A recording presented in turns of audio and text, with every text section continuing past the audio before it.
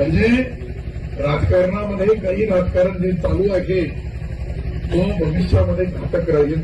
मी तर आता याच्या पुढं इथं डिक्लेअरच केलं की मी आता सिल्लोड नगरपालिका शेवटची निवडणूक ती पार पाडेल आणि विधानसभेला मी आता उभं राहणारच नाही. तर मला कोणी काही वाकडंही करू शकत नाही.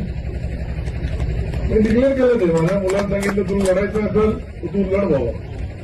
आपल्याला लोकांना विकास नाही पाहिजे, लोकांना काहीच नाही पाहिजे, लोकांना फक्त जातीवाद पाहिजे.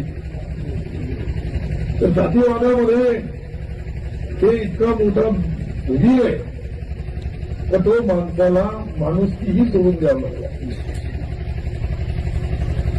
मी आज डिक्लेअर केलं होतं की मी सिल्लोडची विधानसभा पुढे लढणार नाही. मला जी काम करण्याची संधी दिली त्याबद्दल मतदाराचे मनापासून आभार. माझ्या मुलालाही सांगितलं तुला लढायचं असेल तू लढ बाबा, नाही तर जय हिंद जय महाराष्ट्र. कोण करेल 18 तास काम करायचं, सालदार रोजदार महिनदार सरकार